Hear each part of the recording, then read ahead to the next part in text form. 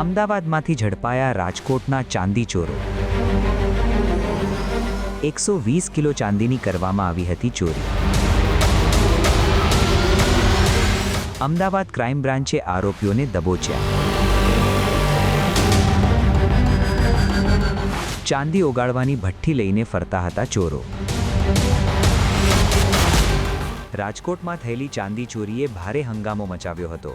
આ કેસમાં એક બાદ એક આરોપીઓની અમદાવાદ ક્રાઇમ બ્રાન્ચ દ્વારા ધરપકડ કરવામાં આવી રહી છે। 120 કિલો ચાંદી લઈને ગાયબ થયેલા ગઠિયાઓ કેવી રીતે આવ્યા ક્રાઇમ બ્રાન્ચના સકંજામાં? અને કોણ છે આ મસમોટી ચોરી પાછળનો બેજાભાજ, જે ચાંદી ઓગાળવા માટેની ભઠ્ઠી પણ રાખતો હતો પોતાની સાથે? જોઈએ આ અહેવાલમાં।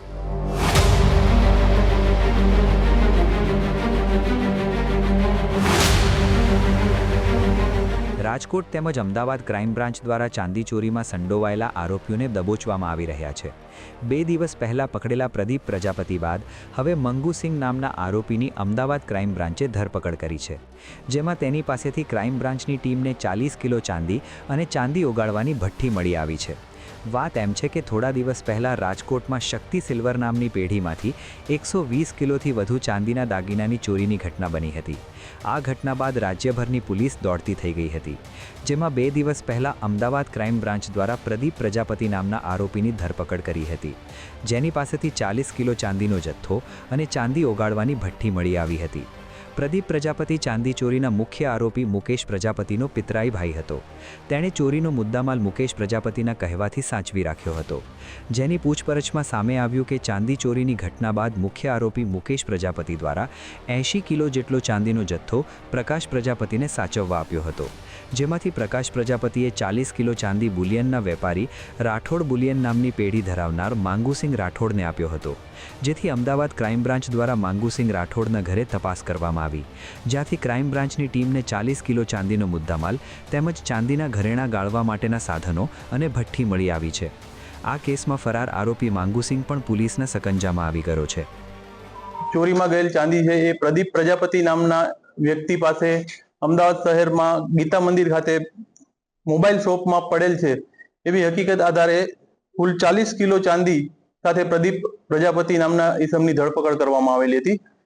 આ વ્યક્તિની પૂછપરછ દરમિયાન અન્ય મુદ્દામાલ જે છે ચાંદીનો એ કઈ જગ્યાએ છે એ બાબતે વધુ તપાસ હાથ ધરવામાં આવેલી, ત્યારે ક્રાઇમ બ્રાન્ચની ટીમને એવી હકીકત મળેલ કે આ પ્રદીપ પ્રજાપતિએ તેની પાસેની કુલ 80 કિલો ચાંદી પૈકી 40 કિલો ચાંદી જે છે એ રાઠોડ બુલિયન નામની પેઢી ધરાવતા માંગુસિંહ રાઠોડને આપેલી છે, જેથી આ માંગુસિંહ રાઠોડના રહેણાંક વિસ્તાર અને ટેકનિકલ સર્વેલન્સ આધારે તપાસ કરતા એવી હકીકત ક્રાઇમ બ્રાન્ચને એવી હકીકત જાણવા મળેલ કે આ માંગુસિંહ છે એ પ્રદીપની ધરપકડ બાદ પોતાના ફોન બંધ કરીને નાસી ગયેલ છે, પરંતુ તેનો જે મુદ્દામાલ જે છે એ એના ઘરમાં જ હજી છે, જેથી કાયદેસરની કાર્યવાહી કરી પંચો રૂબરૂ તેના મકાનનો તાળા તોડી અને સર્ચ ઓપરેશન હાથ ધરવામાં આવેલ અને ક્રાઇમ બ્રાન્ચની ટીમને માંગુસિંહ રાઠોડના ઘરમાંથી આ ચોરીમાં ગયેલ ઘરફોડ ચોરીમાં ગયેલ કુલ 40 કિલો ચાંદી તેમજ ભઠ્ઠી જે ચાંદીના દાગીના છે એ ગાળવા માટે ઉપયોગમાં લીધેલ જે ભઠ્ઠી છે એ ભઠ્ઠી અને અન્ય બીજા સાધનો છે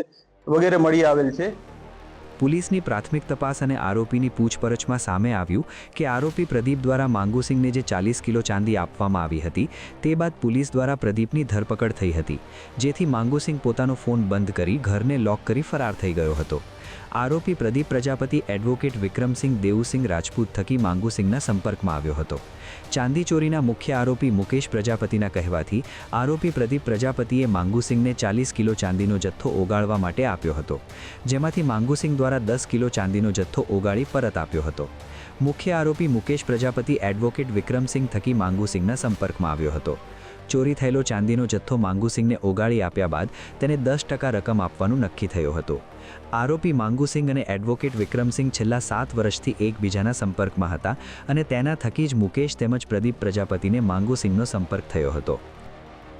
અત્યાર સુધીની તપાસ દરમિયાન જે છે એ આ જે માંગુસિંહ અને મુકેશ પ્રજાપતિને જોડતી કડી એ વિક્રમસિંહ દેવીસિંહ રાજપૂત છે, એટલે એને લાવી પૂછપરછ કરી અને એનો સચોટ રોલ જણાશે તો એને પણ ધરપકડ કરવામાં આવશે।